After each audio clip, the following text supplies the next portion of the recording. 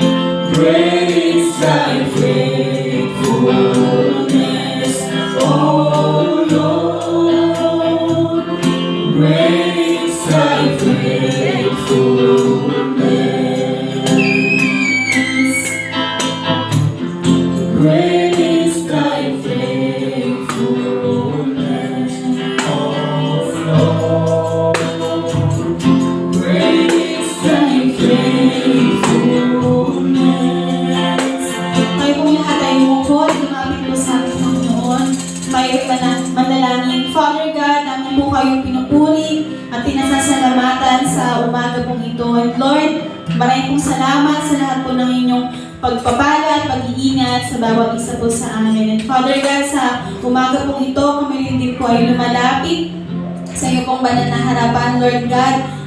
Humihingi po kami ng tawad sa aming pong mga nagawa na hindi po kalugod-lugod sa iyong harapan. Patawarin po kami pang linisin po, Lord, ng iyong pong banal na dugo.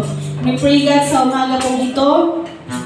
Holy Spirit mo, Lord God, ang kumilos sa aming pong kalagitnaan. Habang kami po ay nag-aawitan, sumasamba sa iyo at habang nakikinig po ng iyong mga salita. Mangusap ka, kumilos ka sa buhay po ng bawat isa. And we pray God na ma-bless, Panginoon, ang bawat isa na narito, Panginoon. Ingatan mo aming pong mga kapatid na patungo dito, Lord God, makarating po sila ng ligtas, Panginoon, at sama-sama po kami mag-worship po sa iyo. We pray, God, ng aming pong speaker ay pagpalain mo, Panginoon, ang kalakasan, ang kahusayan, katalinuhan, karunungan, ibuhos mo po sa Kanya, at ang mensahe, Panginoon, ay magsilbing pagpapala po sa amin.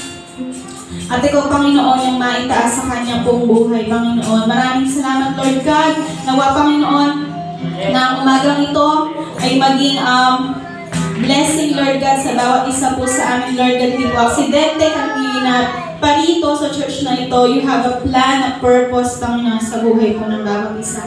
Maraming pong salamat, Lord, sa iyo po. Namin ibinibigay ang mataas na papuri at pagsamba sa pangalan ni Jesus.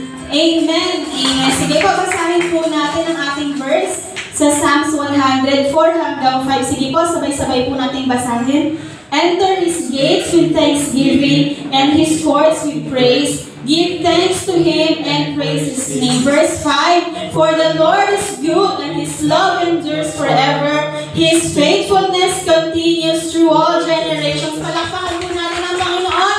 We will lift You high, Panginoon, sa umaga nito. We want to see You, Jesus. We will lift Your name. We will lift Your name in our lives. We will lift Your name in our church. We want to see Jesus lifted high above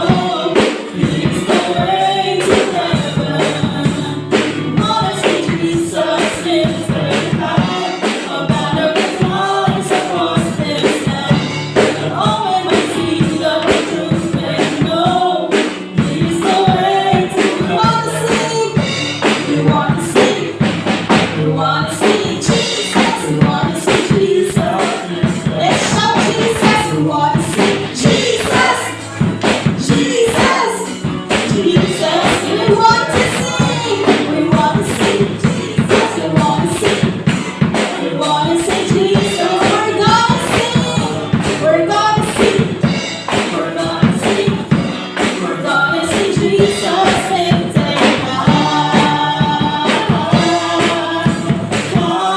We're gonna sing Jesus. Lifted We're gonna see Jesus lifted high. Palakpakan po natin ang Panginoon. Hallelujah, God. Yes, God. Father God, we will lift you high. We want to see you lifted high in our lives, in our church, in our nation, in our family.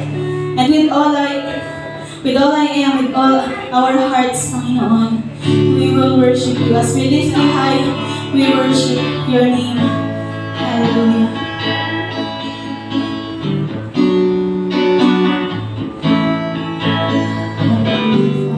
May this song be a reminder ng commitment natin sa Lord. Sabi dun sa song, into your hands I commit again. Let us go back dun sa first moment that we commit to the Lord and we encounter the Lord. Let us go back to the moment, to the day when we first met Jesus Christ in our lives. Into your hands we commit again, Panginoon. Into your hands we bow down. Sometimes we forget, Lord God, yung moment na nakilala ka namin, yung moment na nag-commit kami sa'yo. Kaya nangihina, nawawala. But this day, let us say to the Lord, this day, into your hands we will commit again.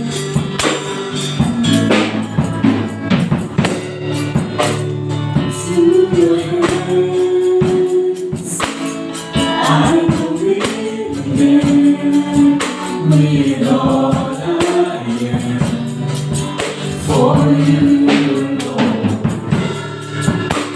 With all my world, in the palm of your hands, and I am yours forever.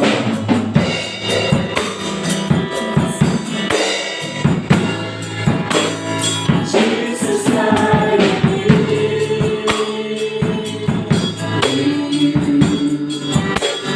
Jesus, I belong to you. You're the reason that I live, the reason that I see. You're all I am.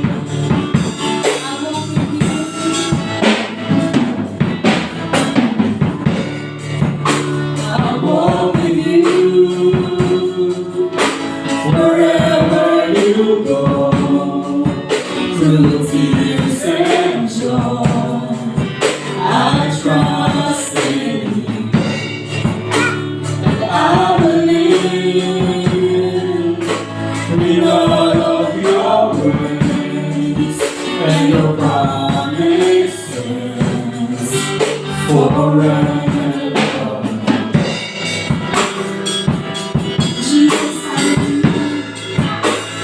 Jesus, I believe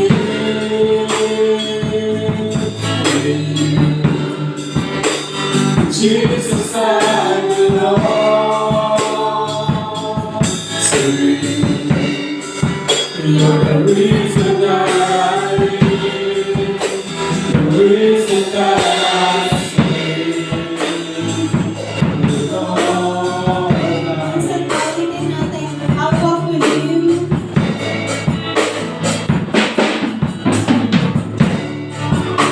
I'll walk with you wherever you go, through the tears and joy.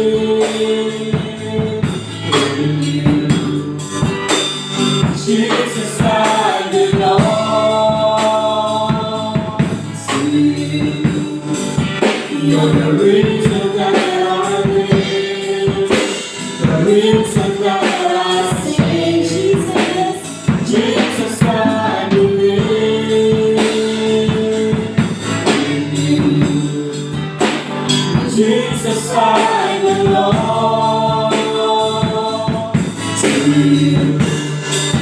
You're the reason that I live, the reason that I sing.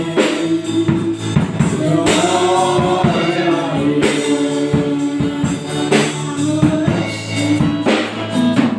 I will worship. I will worship you. I will worship.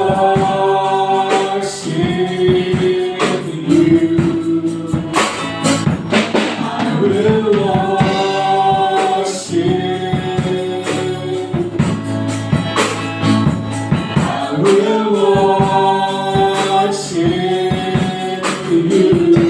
worship.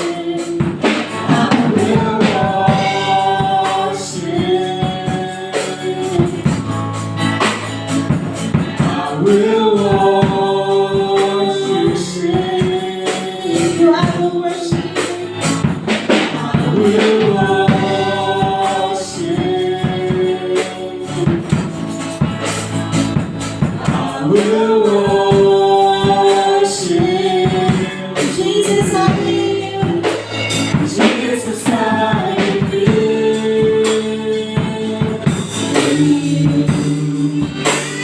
Jesus, I belong to you. You're the reason that I live, the reason that I sing. Jesus, I live.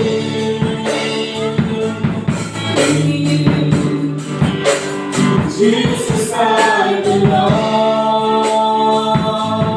to you.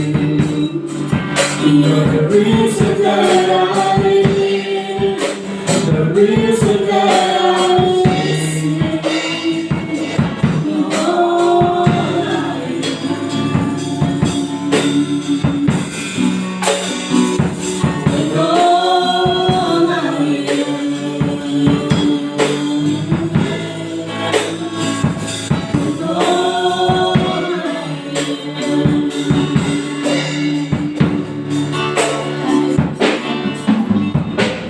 Yes, God, Father, with all I am, Lord, we worship you, we honor you, and we give you praise, hallelujah. Sige po, manatili po tayo sa presence ng Panginoon. Sige po, pwede na po tayo maupo at habang po tayo po ay nanalangin, tayo po ay lumapit sa Diyos at patuloy na sumamba sa pamamagitan ng pananalangin sa umaga po ito. Lord, sa umaga po ito kami po ay magpapasalamat. Bagamat ang panahon ay hindi maganda at Lord, may ulan, pero Lord, ang iyong kabutihan, Panginoon, ay kailanman, Panginoon, hindi mawawala sa aming buhay. Lord, kahit maulan, Panginoon, patuloy kami magpupuri po sa iyo. Walang makakahadlang, Panginoon, upang ikaw ay aming sambahin sa Espiritu at katotohanan.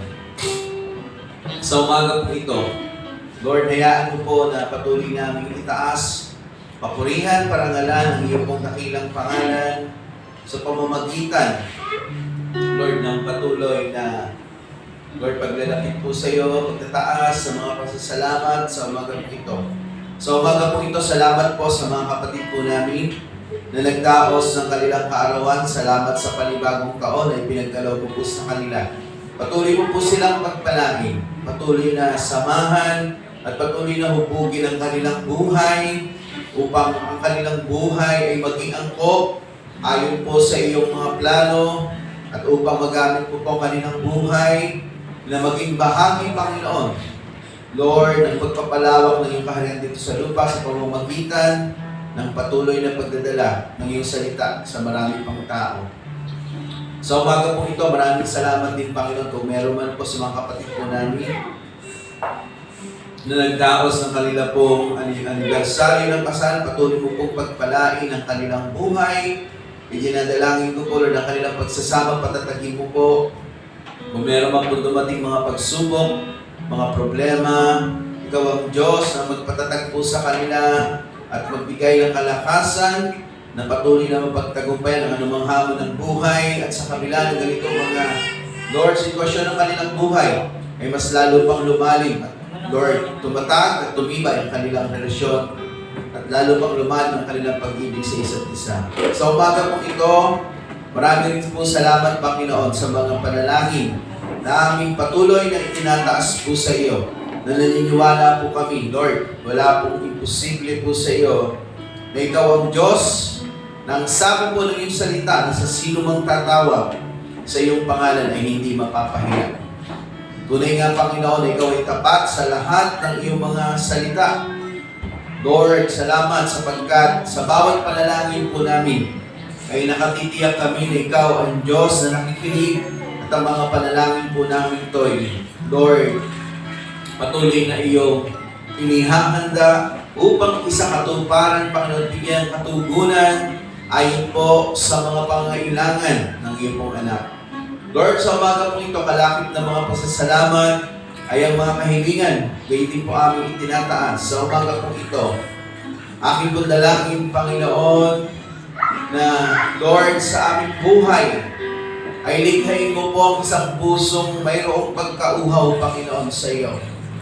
Huwag mo pong hayaan, Panginoon, na maangkin o maagaw o mahatak ng sanlibutan ito ang aming puso sa ibang bagay na kung saan, Panginoon, yung aming sigla at saya sa paglilingkod at sa pananampalataya ay nawawala dahil sa sanlibutan umaagaw, Panginoon, na kung saan, Panginoon, ay Lord, maraming bagay na ino-offer upang ang iyong mga anak ay mawala sa focus. Sa umaga po ito, Lord, siyasatin mo po ang bawat isa po sa amin. Siyasatin mo po ang aming puso. Lord, at aming dalangin, kung may nakikita ka man po mga karumihan, mga pagkukulang, mga kasalanan, kami po ay lumalapit sa trono ng iyong kahabagan. At kami humihingi ng kapatawaran at papalinis po sa iyo ng aming dalangin, gaya ng panalangin ni Haring David. Likhain mo po sa amin ang isang pusong tapat at ibalik mo po, Lord, ang kasiyahan. Ibalik mo po ang sigla. Ibalik mo po ang kalakasan, Panginoon, na sa iyo lamang nagmumula at sa iyo lamang namin masusumpungan. Lord, ang pag-ibig mo po ay aming kailangan. Ang iyong pagkalinga, ang kalakasan na nagmumula po sa iyo. Dalangin ko po, Panginoon, na ang mga plano mo po na inihanda, yung layunin ng aming buhay, ay patuloy po naming malakaran. Hindi po ang mundong ito, Panginoon, ang ibig mo pong maging buhay po namin. Bagamat kami ay narito sa sanlibutan, meron kang mga planong inihanda at matutuklasan po namin sa iyo po mga salita. Dalangin ko po, Lord, maging gabay po namin ang bawat salita mo po, Lord, na nasa banal na kasulatan, na sa aming pagbubulay ay hayaan mo pong tumimos sa aming puso upang magsilbing gabay, magsilbing kalakasan, at ito rin pong salita mo ang siyang mag-uudyok sa amin, magbibigay ng pagnanasa upang, Lord, gawin ang iyong kalooban. Salamat, Panginoon, sapagkat ikaw ay laging nariyan, Panginoon. Dalangin ko po, tulungan mo po ang bawat isa na patuloy na linangin, pagyamanin ang kanilang pananampalataya sa pamamagitan ng masigasig na pag-aaral ng iyong salita, sa pamamagitan ng masigasig na pananalangin at patuloy na sigla sa pagdalo sa iyong mga gawain. Sapagkat ang mga bagay po na ito ang siyang makapagpapalago sa aming pananampalataya. Dahil, Lord, sa mga gawain ito, Panginoon, kami ay nakapokus po sa iyo. Kami ay tunay, Panginoon, na, Lord, naroon sa iyong kalooban, sa iyong naisip. Lord, dalangin ko po sa umaga po ito, ano man ang mga suliranin, ano man yung mga kabigatan, ano man yung mga problema, ano man yung mga maaaring pinagdadaanan ng bawat isa ng aking mga kapatid, aking hiling, Panginoon, bigyan mo po sila ng kalakasan. Turuan mo po sila na magtiwala po sa iyo. Na ang iyong salita ang gagawin po nilang, Lord, sandigan sa anumang mga pagsubok, sa anumang mga bagyo na maaaring dumaan sa kanilang buhay. Palakasin mo po ang bawat isa sa aming espiritual na kalagayan. Sangkapan mo po kami, O Diyos, ng kalakasang nagmumula po sa iyo sa pamamagitan ng iyong banal na Espiritu. Lord, sa umaga pong ito, kung meron mang kahilingan patungkol sa mga pangangailangan, ikaw po ang magpuno, ito man ay pinansyal, ito man ay material. Lord, higit sa lahat, yung pangangailangan po namin espiritual. Ipagkaloob mo po lahat ito, Panginoon, sapagkat, Lord, ikaw lamang po may kakayahan na magbigay po ng lahat po ng ito. Lord, turuan mo kami na sumunod sa iyong mga salita. Turuan mo kami na ipamuhay ang mga pamantayan ng iyong salita. Sapagkat ang sabi mo po, na ang lahat ng bagay daragdag mo na lang po. Kung uunahin po namin ang iyong kaharian at ang iyong kaluwalhatian ayon po sa iyong salita. Sa umaga po ito, kung meron man pong kahilingan patungkol sa kagalingan, sa mga karamdaman na maaaring mayroon, ang iyong pong mga anak, ang mga kapatiran, ang kanilang mahal sa buhay o kanilang mga kaibigan, mga kakilala na inilalapit sa panalangin na may karamdaman. Sa pangalan mo po, Panginoong Jesus, ang kagalingan ay patuloy mo pong ipagkaloob. Yaman din lamang na ikaw ang aming dakilang manggagamot. Abutin mo po sila, Panginoon. Ipuin mo po ang kanilang karamdaman. At sa pangalan mo po, Panginoong Jesus, ay iparanas ang kagalingan na nagmumula po sa iyo. Sa umaga pong ito, Lord, sa mga kapatid po namin na nanalangin patungkol sa pag-iingat, ito man po'y sa kanilang pamilya o mga mahal nila sa buhay na nasa ibang bansa, Lord, dalangin ko po, abutin mo po ang mga tao po ito at patuloy na ang iyong pag-iingat at pagkalinga ay maranasan po nila. Lord, sa umaga po ito, ikaw po ang Diyos na aming pinagkakatiwalaan. Ikaw ang Diyos na buhay na aming sinasamba sa umaga po ito. Ihanda mo po ang aming buhay. Ihanda mo po ang aming puso. Ihanda mo po ang aming spiritual ears upang pakinggan ang iyong mga salita. Ihanda mo po ang aming spiritual heart na kung saan doon dapat mailagay, mapanatili ang iyong pong mga salita. Ihanda mo po, Lord, ang aming spiritual eyes.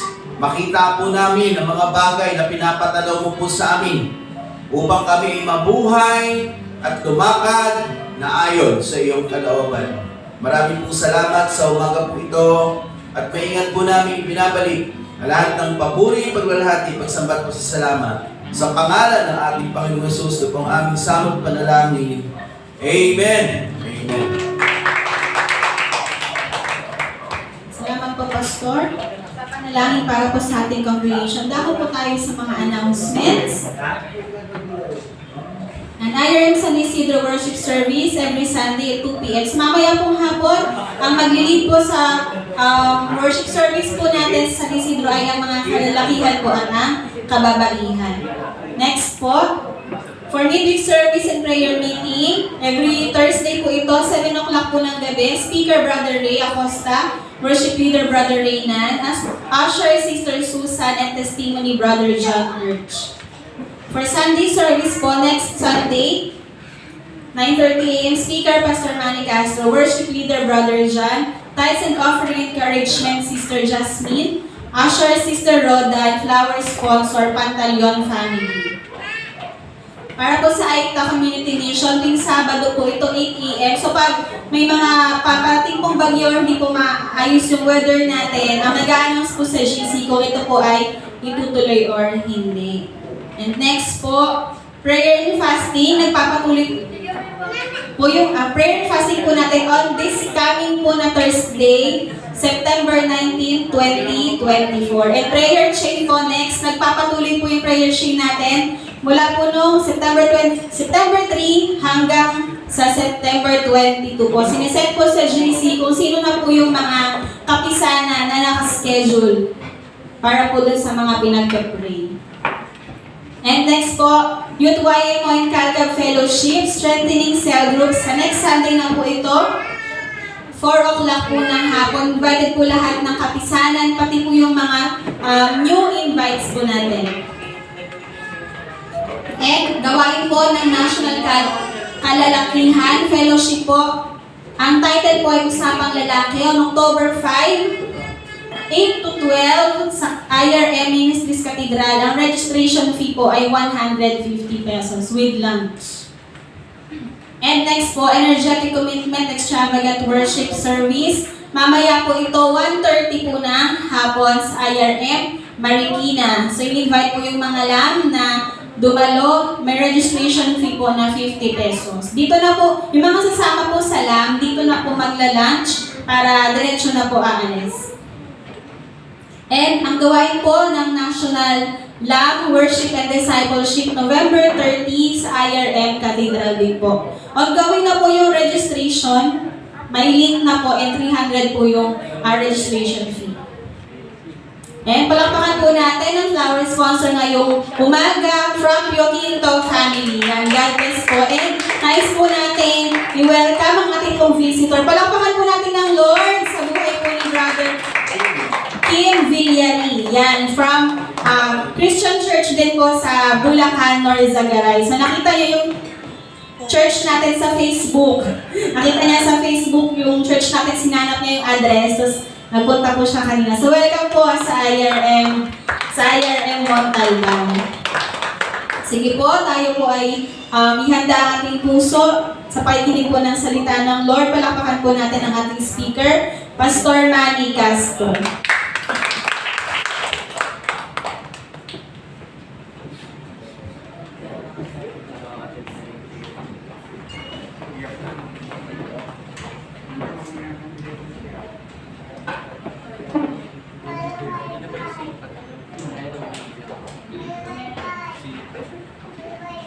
Okay, good morning po sa atin. Ayan, so salamat sa Panginoon at tayo po ay muli narito upang mag-aaral ng kanyang mga salita.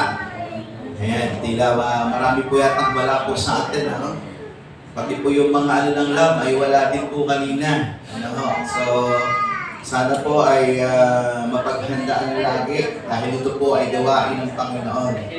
Ayan, so sana nakakapag-practice or sa umaga, hindi makapag-practice ng Saturday, ay masiguro na makapag-tugtog pa rin, makapag-practice ng umaga. Ano po? So, salamat sa Panginoon at yun po, pinagpapasalamat ko po yung pagkakataon na makapag-ministeryo sa aming pong Mother Church. Actually, Mother Church ko po yun, IRM Madapdap Phase 3. Kasi meron pong IRM Phase 1. You know, pong IRM Phase 1 sa mga AITA naman po yun. Community ng AITA na relocate din po doon sa Madapdap. Malaki po kasi Madapdap eh. Ano po, so kakatuwa kasi nag-speak ako doon, yung mga nakikita ko dati po sa amin na hindi naman umaate, ano din ang kabalyo rin po namin na dating hindi naman, pero mga kakilala po namin, no? Nakakatuwa kasi nakita ko doon sila, active sila. No, nakakatuwa na makita mo yung mga hindi dati umaate ay naroroon para sumamba sa Panginoon. Amen. So mahalaga po kasi yung nadadala po natin yung tao sa church at meron tayong katungkulan. Kaya ito po yung kailangan natin mabigyan tuon na hindi mawala yung purpose ng church. Why church is existing. Di ba? Kaya ako nag-exist ng church kasi may mission. Ano ho ba yung mission? Ang patuloy na ilapit yung mga tao na wala sa Panginoon. Kaso lang po, nililigali o nililiglig ni Satanas yung mga simbahan, na imbis na nagagamit ng Panginoon, nawawala naman. Hindi po ganun ang pagiging mananampalataya. On and off, pag gusto mong sumimba, magsisimba ka, pag ayaw mo, okay lang. Ang ating pong pagiging mananampalataya ay hindi lang natatali sa commitment. Kasi yung commitment, pwedeng mag-commit ka, pwedeng hindi. It's about relationship. Relasyon sa Diyos na yung ating Diyos na sinasamba, may konektado po tayo. We are called children or sons of and daughters of God. Tayo ay tinawag na anak kasi binigyan tayo ng karapatan. Sabi po doon sa John 1:12 na ang lahat ng nanalig at sumampalataya sa Kanya, binigyan niya ng karapatan maging anak ng Diyos. So, kung i-imagine mo, no, halimbawa, ang anak mo, nag-aaral kunyari, tapos pupunta lang sa'yo kapag may kailangan. Tapos pag naibigay mo na yung kailangan mo, wala uli. Pag wala na naman siyang doon ka maaalala. Kung ikaw yung magulang, ano kaya yung mararamdaman mo? Parang isipin mo, no? Kung anak ko na to, kailangan lang ako pag meron siyang lumalapit lang sa akin, pumupunta lang sa akin pag meron siyang kailangan. So, ganun po yung pakiramdam.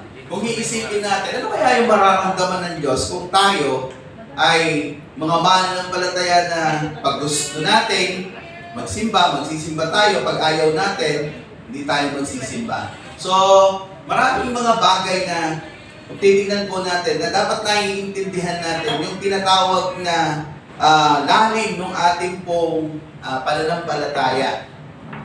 It derives from doon po sa ating relasyon. Huwag lang natin titignan commitment. Minsan kasi yung commitment nagiging pabigat eh. Di ba? Dapat po, relasyon yung ating tinitignan. Ano ba yung connection ko sa Diyos? Ano ba yung pagkakaugnay ko sa Diyos? Yun yung pinaka-importante na kailangang lagi nating minimit. Yung ating Diyos, particularly when it comes to corporate worship, kailangan hindi tayo nawawala. Amen. Kasi yung mundo, ang daming ino-offer po niyan. Kapag ang mundo, binigyan natin ng pagkakataon o space sa buhay natin, kakainin po niyan yung buhay natin.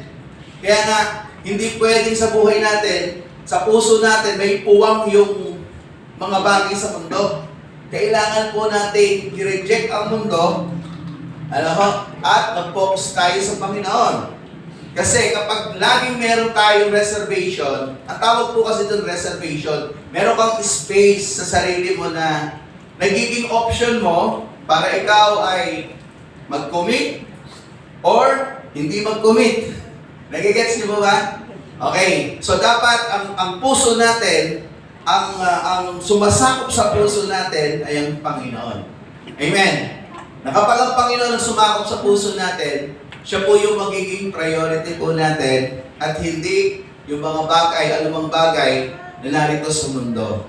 Alam niyo kung bakit ang lakas mo ng hatak ng mundo? Kasi nabibigyan siya ng tinatawag na reservation sa buhay ng isang tao. At dumarating yung pagkakataon na naipagpapalit ng isang mananampalataya yung kanyang relasyon sa Diyos at ang kapalit ay ang mga bagay patungkol sa mundo. Nakakalungkot lang, di ba? Minsan trabaho lang, minsan nga labahin lang, di ba? Nagiging kapalit ng Panginoon para mas importante pa yung lalabhan mo kaysa mag-worship ka kay Lord. Di ba? Tapos, sasabihin mo, Lord, ibibigay ko yung buhay ko sa iyo. So, sa totoo lang, ang tao, madalas nagiging sinungaling po tayo. Quote and quote. Kasi why? Sasabihin natin, ibibigay natin yung buhay natin kay Lord. Pero may mga bagay na hindi mo maibigay. Di ba? Ang tunay na nagbibigay ng buhay kay Lord, kaya niyang ibigay yung buhay niya. Yung oras, kaya niyang ibigay. Yung time, kaya niyang ibigay. Yung mga bagay na pinagagawa ng Panginoon, binibigyan niya ng time para ito ay isagawa. Kasi hindi ho po pwedeng tayo ay mananampalataya, stagnant na lang yung ating faith. Ganun na lang tayo, hindi tayo nag-grow, wala tayong paglalim, So, hindi rin magiging maganda doon sa mga tinatawag po nating, halimbawa, ikaw ay matagal na sa church, makikita ka ngayon ng mga bago, pwede pala to. Okay, tandaan po natin, yung ating mga halimbawa ay napakahalaga. Na yung halimbawa po natin, pwedeng dilim ang maibigay niya sa iba, or pwedeng liwanag. Kaya nga sabi ng Panginoon, di ba? Papagliwanagin niyo yung mga ilaw. Okay, ano ba yung tinukoy niya ron? Kayong ilaw at asin, sabi. So, yung effectiveness. Kasi yung salt ay napakahalaga po niyan, na sangkap para po i-preserve yung tinatawag na mga bagay na maaaring maglok. At sabi niya, kayo ay ilaw ng sanlibutan.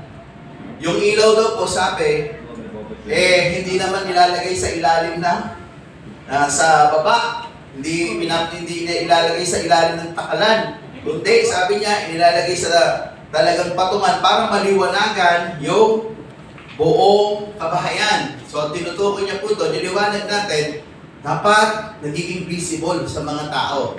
At ang liwanag na tinutukoy niya po doon, yung ating mga patotoo, mga halimbawa. Kasi kapag ang halimbawa natin mali, mali yun na ipapasa natin sa iba. Ano ho? Kaya, kung titingnan po natin, na bilang mga mananampalataya, lagi nating tandaan, may legacy tayong dapat naiiwan. Meron dapat nakikitang liwanag sa atin para itong mga next generation ay madala natin doon sa paglalim sa pananampalataya. Okay, actually, hindi naman po yun yung aking message. Gusto ko lang pong ipatanaw na ito yung napakahalaga na Sunday is not optional. Amen? It is our duty to worship God and to serve God. Actually, kung tutuusin, ito po ay hindi naman talaga kapilitang hinaano ni Lord Pero, biblically speaking, ito yung katotohanan. Hindi ito option. Hindi para sa iyo, hindi ikaw yung star dito. Ang itinataas po natin dito is the Lord. Ang Diyos na nag-create po sa atin, ang Diyos na nagbigay ng kanyang anak para tayo ay iligtas, ang Diyos na nag-restore po sa atin para yung buhay po natin maayos. Kaya nga po napakahalaga na yung buhay po natin ay iintindihan natin ano ba yung pagiging mananampalataya ko, ano ba yung pagiging Kristiyano ko.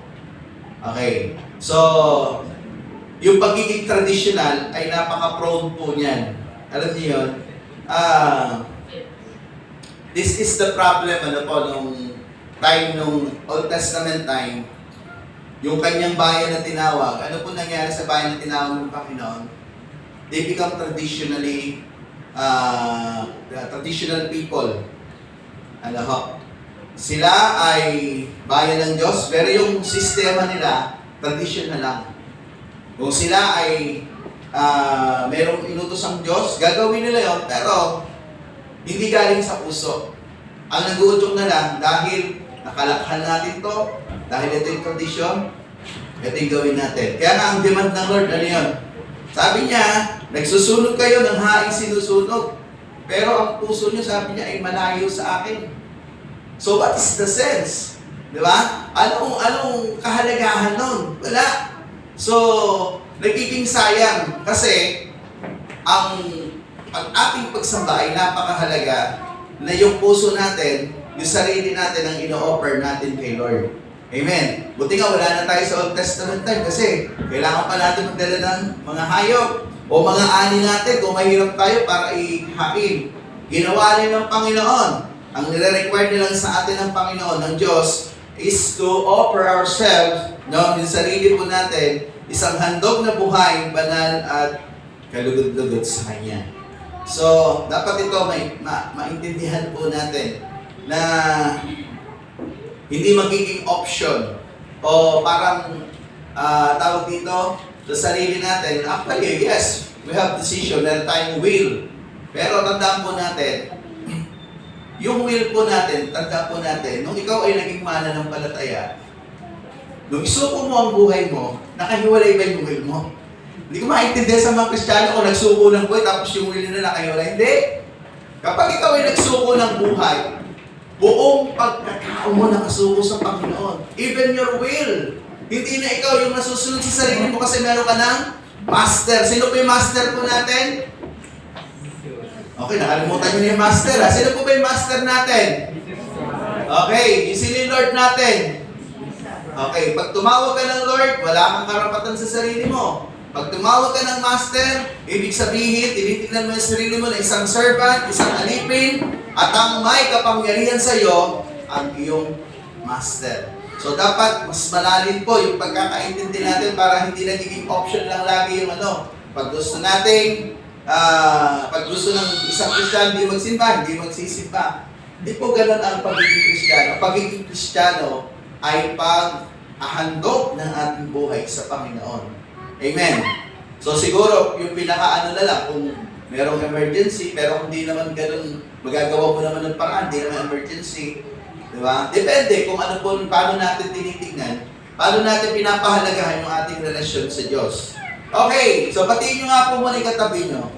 Yan, salamat. Sabihin mo sa katabi mo, good morning.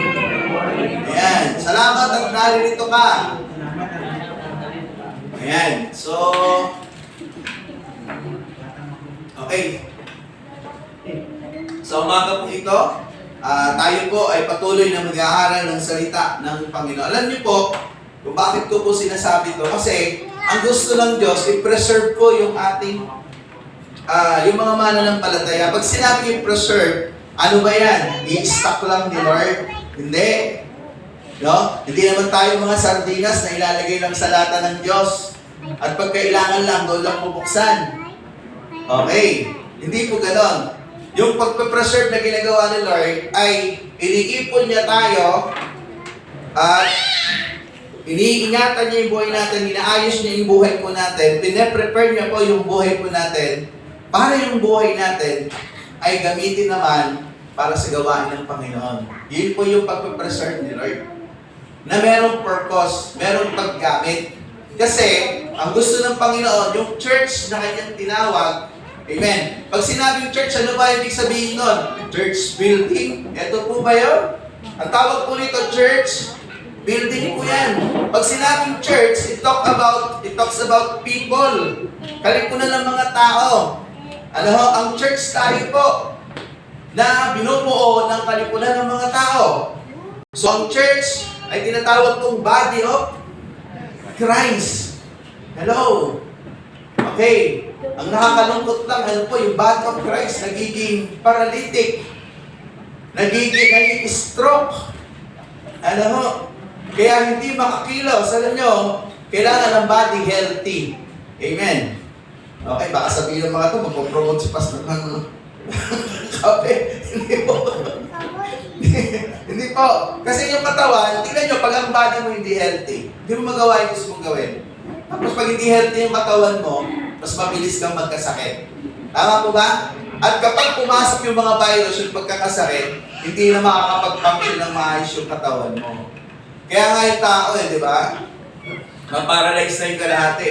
Hindi na normal yung function mo O katulad ng tatay ko, na ano yung kalahati niya. Pero may pwersa pa naman. Pero hindi niya na magawa yung dati niyang ginagawa.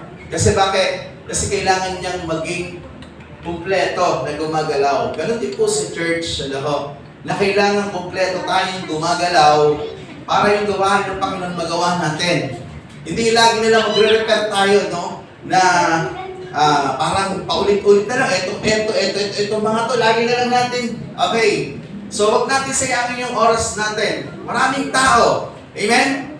Wag natin ubusin yung oras natin na yung mga tao ito, na-share na natin, punta tayo sa iba. Huwag tayo umikot kung nakikita natin dami pang tao sa mundo. Na para yung purpose ng Panginoon, hindi po masasayang. Amen? Kasi pag umikot yung purpose ng Diyos sa sarili lang natin, hindi natin magagawa yung pinagagawa ng Panginoon. We are called by the Lord kasi meron pong mission. Amen? And it is the Great Commission. Ito po yung dapat nating pagtuunan ng pansin na bawat araw ang buhay natin dapat konektado dun sa Great Commission. Ulitin ko, na yung buhay natin konektado sa Great Commission.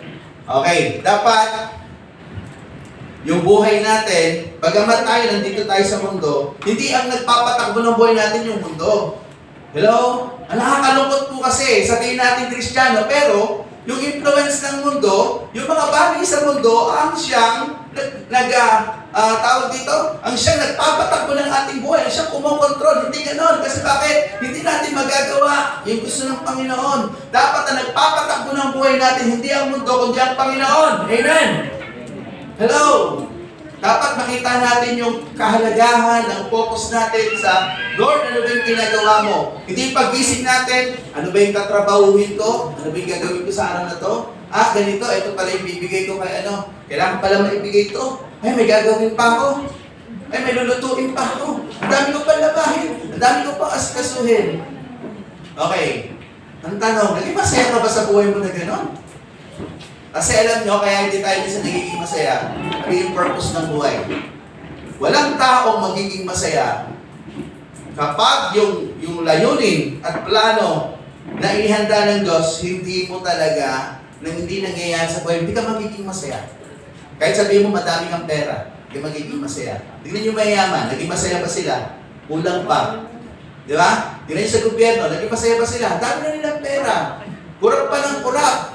Di ba? Nakakalungkot. Okay, kasi bakit? Kasi, kasaya lang ang tao.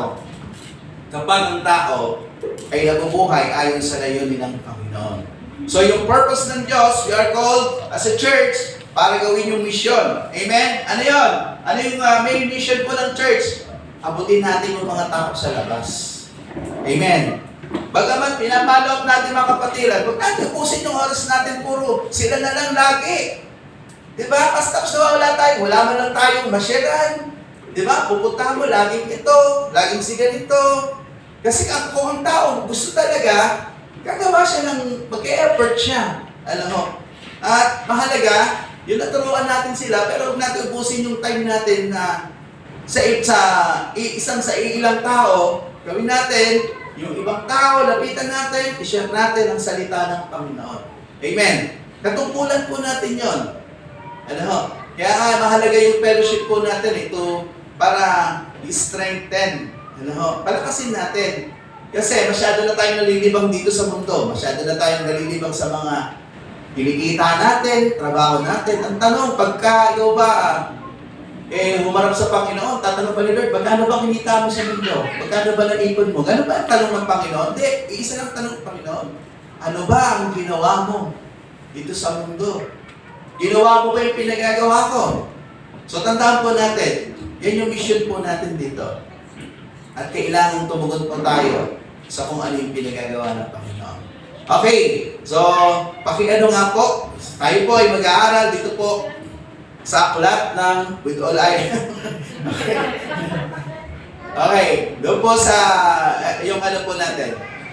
Okay, sa aklat ng Lucas po, kung kayo pa ay may Biblia, samahan niyo po ako, tayo pong lahat ay magsitayo para po sa paggalang sa pagbasa sa salita ng Panginoon. Luke chapter okay, dali lang pa, manahula po yung mata ko. Luke chapter 15 verse 1 to 7. O Lucas, ayan, kapitulo 15, talatang 1 hanggang 7. Kung inyo pong nakita, ay aking pong babasahin at baybayin niyo po ng inyong mga mata habang aking pong binabasa. Okay, ang nawawalang tupa. Nakita niyo na po ba? Lucas Kapitulo 15 o chapter 15 verse 1 to 7. Ganito pang sinasabi, ang mga publikano at ang mga makasalanan ay nagsisilapit upang makinig kay Jesus. Nagbubulong-bulungan ang mga pariseo at ang mga eskriba. Ang sabi nila, ang taong ito ay nakikisalamuha sa mga makasalanan at nakikisalo sa kanila. Kaya sinabi sa kanila ni Jesus, ang talinghagang ito, kung ang sino man sa inyo ay may 100 tupa at mawala ang isa, ano ang gagawin niya? Iiwan ang 99 sa ilang at hahanapin ang nawawala hanggang sa matagpuan. Hindi ba? Kapag nasumpungan ay masaya niyang papasalin ito. Pagdating ng bahay, aanyayahan niya ang kanyang mga kaibigan at mga kapitbahay. Sasabihin niya, makipagsaya kayo sa akin sapagkat nasumpungan ko sa wakas ang tupa kong nawawala. Sinasabi ko sa inyo, magkakaroon ng higit na kagalakan sa langit dahil sa isang makasalanang nagsisisi, tumatalikod sa kanyang kasalanan, kaysa 99 na matuwid na hindi nangangailangang magsisi. Pinagpala po ng Diyos ang kanyang mga salita. Tayo po ay sumandaling manalangin. Lord, pagpalain mo po ang umaga pong ito sa aming buhay, ay patuloy kang kumilos o magkita ng aming pag-aaral na ito. paliwanagan mo po kami ng iyong mga salita at ang liwanag ng iyong salita ay aking dalangin, lagay mo po sa aming puso upang Lord, aming maisabuhay, maisagawa at magsilbing liwanag din naman. Lord, para sa ibang tao, dahil taglay po namin ang iyong salita, ang katotohanan ng iyong salita. Banal na Espiritu, ikaw po ang kumilos sa bawat isa upang maunawaan po namin yung salita. Ikaw po ang may akda ng lahat ng kasulatan at ikaw rin po ang may kakayahan na magpaunawa po sa amin. Gabayan mo po kami at bigyan mo kami ng sapat na kaunawaan. Maraming po salamat sa pangalan ni Jesus. Amen. Okay. So, dito po sa ating binasang talata, makikita po natin, ano po yung eksena? Okay, yung mga lumalapit kay Jesus, yung mga makasalanan, yung mga publikano. So, ibig sabihin, yung mga taong tinuturing nilang makasalanan, ng panahon po na yun, lumalapit kay Jesus. At ito namang mga pariseo at eskriba, okay, anong ginagawa nila? Sila ay nagbubulong-bulungan. Sabi nila, bakit niya hinahayaan yung mga taong ito lumapit sa Kanya? Wala namang nalilingid sa Panginoong Jesus. Kahit nagbubulong-bulungan, alam naman niya kung ano yung pinagbubulong-bulungan. No? Okay, kasi ang Panginoon, alam niya kung ano yung ginagawa nila. So, binigay niya yung talinhaga. Okay. Yung talinhaga patungkol doon sa nawawalang tupa. Ano sabi ng Panginoon? Na kung kayo ay may nawalang tupa, di ba? Ano ang gagawin nyo? Sabi niya. Di ba, iiwan nyo yung siyam na putsyam at hahanapin yung isa. Grabe yung illustration ni Lord no? Hindi niya ginawang 20 yung nawala Di ba? Okay. Iisang piraso lang, di ba? Yung nawawala. Kung titignan natin, parang wala na yung mic. Okay. Nag-charge ba itong mga dapat yung battery, i-charge niya rin. Tingin ko, hindi yata na-charge Yung, kasi dalawang set yan dapat naka-ready yung pagka lobat na, palitan na. Hello. Ayan. Okay, full charge naman to. Ayan. Medyo pakilakas lang ng konti, para lakas mo lang ng konti yung okay, salamat. Okay na. So, saan na ba ako? Ayun, yung Panginoon, hindi niya bakit isa lang, di ba? Kung titignan natin, sa mga practical na ng tao, isa lang naman yan. Di ba? Okay na yan. Meron naman akong 99 Okay. Pero makikita natin, ginamit ni Lord yung tinatawag na illustration. Gumamit siya ng isa lang na nawawala at 99 na naroon. Na, kung titignan po natin, practically speaking, hindi na magpapagod yung iba para hanapin lang yan. Di ba? Kasi bakit? May 99 na naman kasino lang naman yan. Manganganak naman yan ulit. Pero ginamit niya yung isa para ipakita kung gaano kahalaga yung iisang yon na kailangan hanapin pa. Nang sabi niya, di ba't iiwan mo yung 99? Ang siyam na putsyam at hahanapin yung isa. At kapag, ang sabi niya, nasumpungan mo na, papasalin mo ito at aanyayahan mo, ang sabi niya, ang iyong mga kapitbahay para makipagsaya sa iyo at sasabihin mo, itong tupa kong itong nawawala ay aking nasumpungan. Sinasabi ko sa inyo, sabi ng Panginoon, na yung pagdiriwang sa langit ay nagaganap. Di ba? Nagbubunyi ang kalinitan dahil doon sa isang kaluluwang, nagbalik loob, naligtas. Imagine niyo yun? Isa lang yung taong, di ba? Isa lang yung tao na mawala, napakahalaga pala sa Diyos. Kung titingnan natin, dito sa pinapakita ng Panginoon, kung gaano kahalaga yung tao. Amen. Parang ganito lang yan Kung isang tao lang ba yung naging makasalanan sa lahat ng nilikha ng Diyos, tingin nyo ba ang Diyos, ang Panginoon, ang Diyos ba, ibibigay niyo pa ba yung anak niya para iligtas ng isang tao na to? Tingin nyo po. Anong masasabi niyo doon? Okay. Ibigay pa rin niya kasi bakit? 99 nga lang, hinanap Diba? Kasi ang sa Diyos po, mahalaga bawat isa. Amen? Mahalaga ang bawat tao. At kung titignan po natin na lahat hinahanap niya. Amen? At ang pagdating dito ng Panginoon ay para iligtas po ang mga makasalanan. So sa umaga po ito, tingnan po natin yung kahalagahan dito po sa ating pag-aaral na pinabagatan po natin. Paki-click nga po. Pakibasa nga po, seek and save the lost. Ano po ba ibig sabihin yan? Sa Tagalog? Hanapin at iligtas ang mga nawawala o naliligaw. Okay. So, alam naman po natin kung sino yung mga sinasabi po ng Panginoon na nawawala, naliligaw. Sino po yun? Yung mga makasalanan. Ano ho? Ito yung mga taong araw-araw, kahalipilo din po natin eh. Amen? Hindi naman na tayo pupunta ng bundok para hanapin sila eh. Di ba? Nasa paligid lang sila. Kasama natin. Minsan mismo kasama natin sa loob ng bahay. Di ba? Pamilya natin. Kamag-anak natin. Kaibigan natin. Suki natin sa, di ba, kung nagbebenta tayo, o may business tayo, mga ano natin, consumer natin, ano pa, mga kakilala natin, maraming tao. Kasi, yung mga naliligaw, yung mga wala na naliligaw at kailangang hanapin, ito yung tinutukoy ng mga makasalanan na kailangan natin pagtuunan ng pagsin. Okay, ang tanong, yung bang naliligaw na nasa paligid mo, ilang piraso po yun? Kaya mong bilangin o hindi? Kaya mong bilangin o hindi? Hindi mo kaya. Ang dami mong kilala eh. Di ba? Okay. E paano kaya kung isa lang yung pinapahanap nila?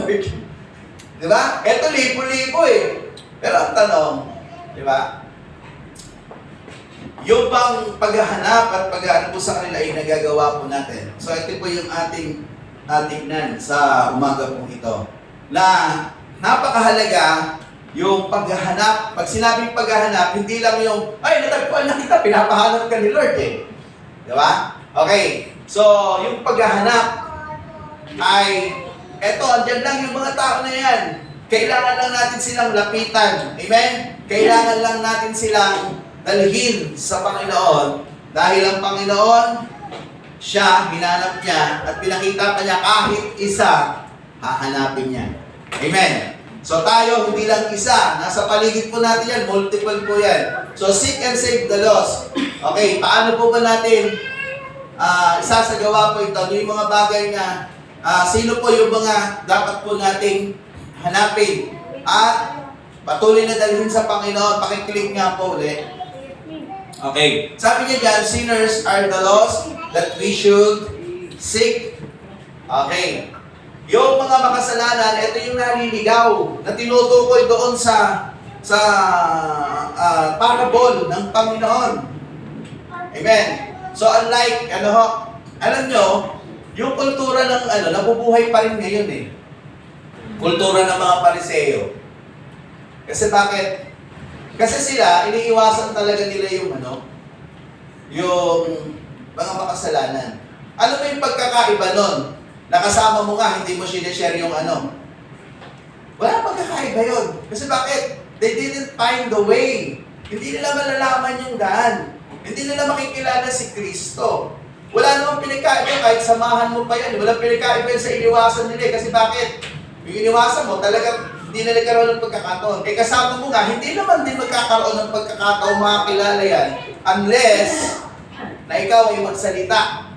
Unless na ikaw yung umabot sa kanila. Sabi niya dyan sa Matthew 18:11, pakibasa nga po mga kapatid.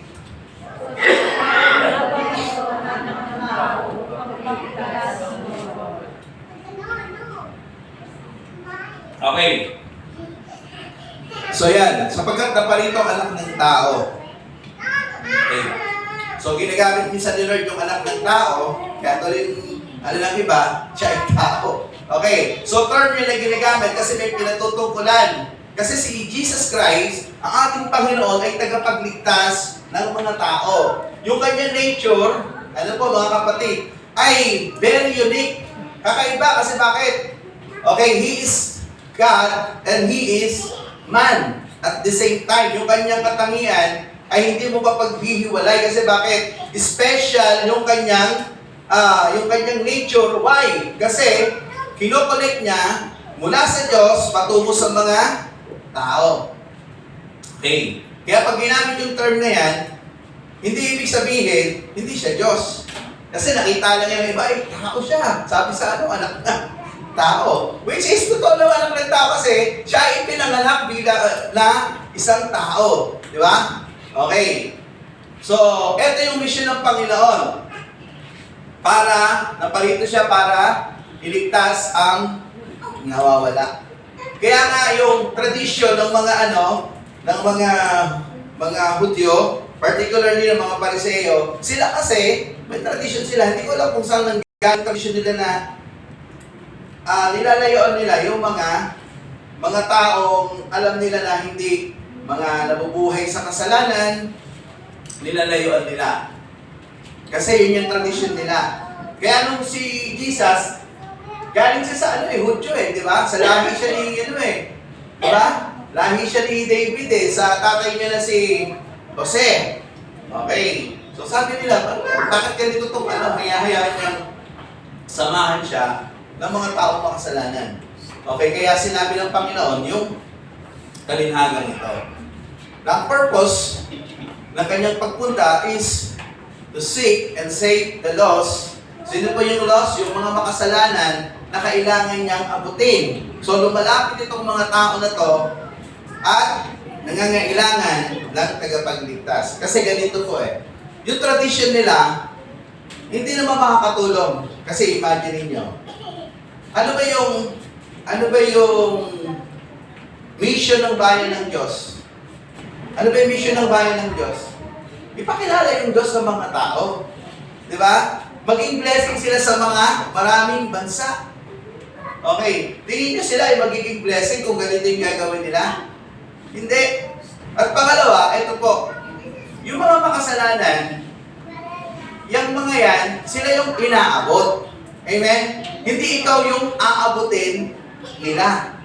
Okay, parang ganito. Feeling kasi nila, they are holy, banal. Paano ka aabutin ng makasalanan? Hindi ka nga niya kayang abutin. Nasa baba siya. Diba? Parang ganito. Paano mo aabutin ng Diyos?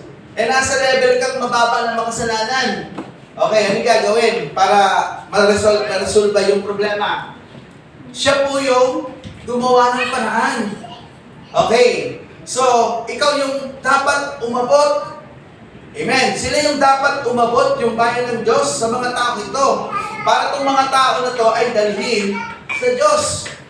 Amen. Ang tanong, sila ba talaga ay banal? No. Diba? Ang daming sinasabi ni Lord sa kanila. Kayo mga eskriba at pariseo, nagsusuot kayo ng puting damit.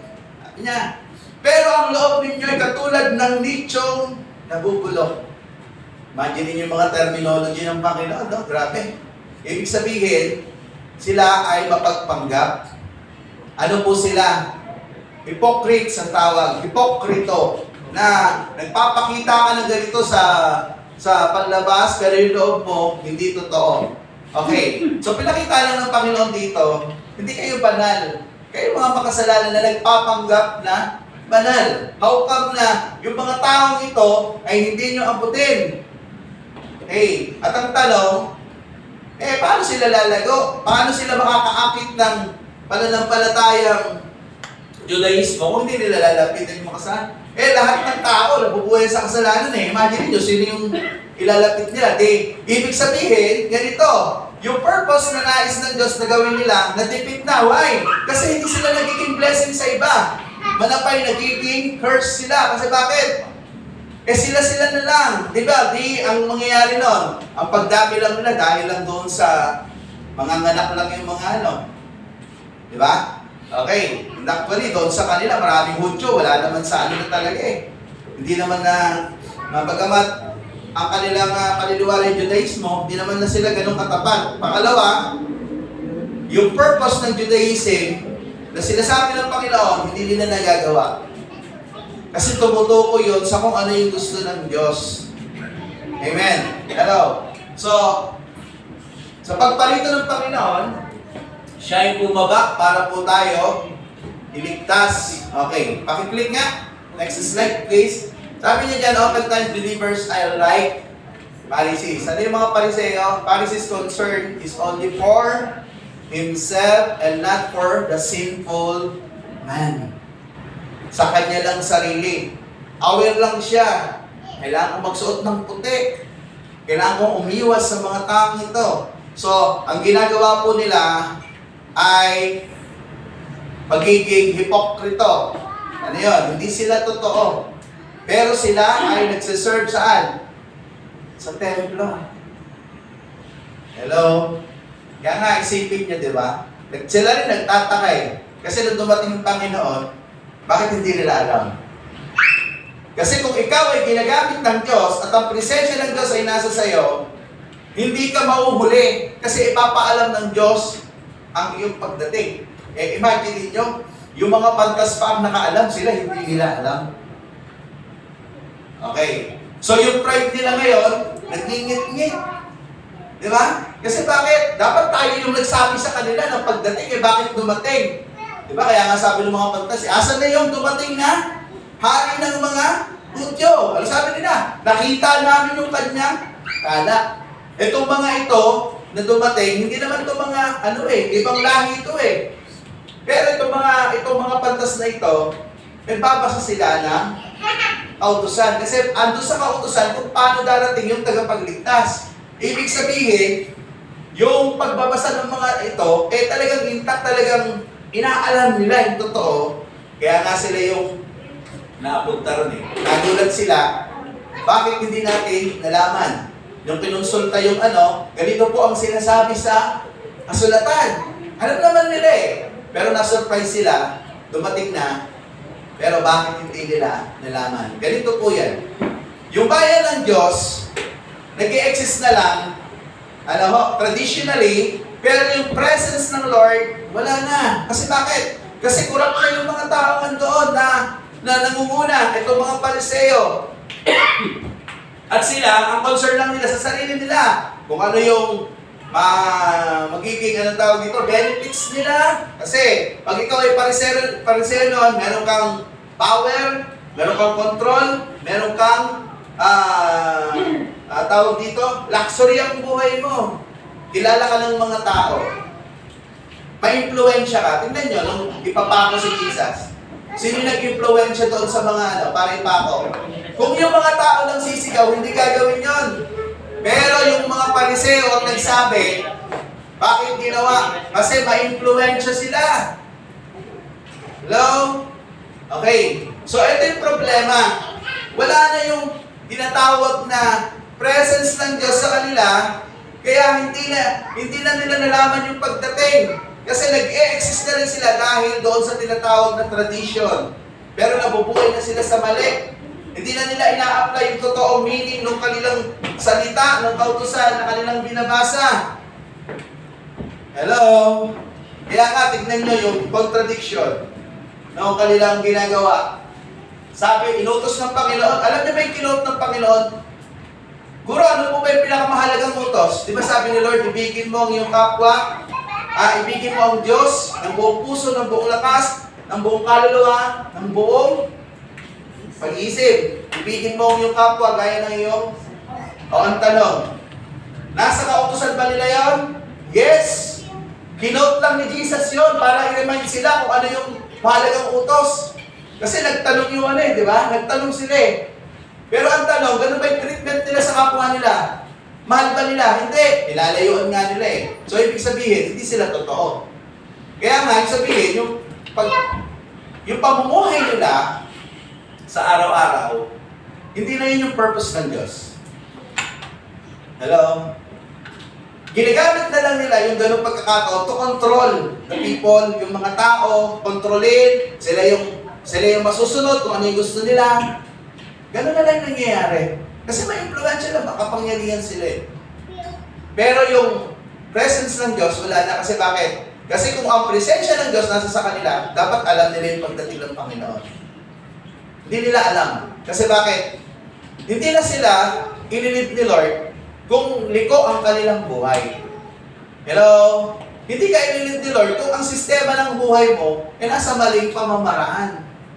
Di ba? Kahit anong pilit sa'yo ng Lord, hindi ka aalis dyan. Kasi bakit? Mananatili unless na ikaw ay mag-decide na hanapin mo ang Panginoon.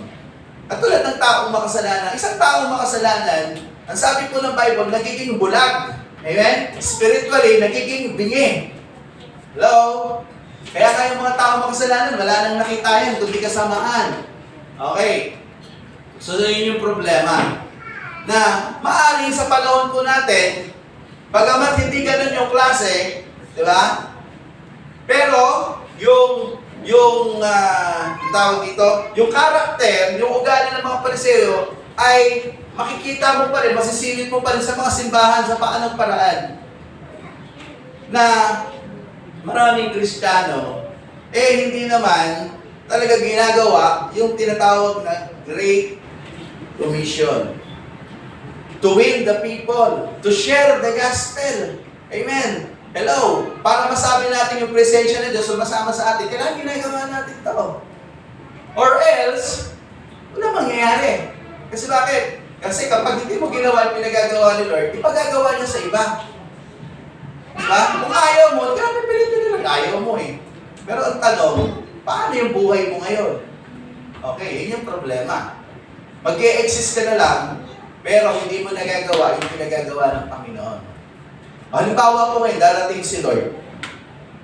Okay, darating si Lord. Sabi niya sa akin, malilate ako siya sa secret. Okay, halimbawa, darating si Lord. Ano yung sasabihin natin kay Lord pag tinanong tayo sa mission? Pag tinanong tayo sa pag-share ng gospel? Halimbawa, tinanong ka lang, anak, ilan na ba yung na-sharean mo ng salita ng Diyos? Ilan na ba yung tumanggap? Ilan po kayong sasabihin natin? Ay, Lord, sumama po ako. Okay. Ay, Lord, ano po, na nag-donate po ako. Wala lang masama doon eh. Di ba? Part ng, ano yun, pero yung pinakamahalaga, ang dapat nagagawa. Amen? Yung patuloy na ilapit natin yung tao sa Panginoon. Huwag nating buhayin na yung karakter ng ano na walang pakialam. Actually, yung paglayo nila ay tumutukoy ito sa walang pakialam na tao, na leader nung isang ng Judaismo, pero walang pakialam sa kaligtasan ng iba. Maaring nangyayari ito sa church. Oo, nasa loob ka ng church. Ang tanong, may pakialam ka ba sa iba?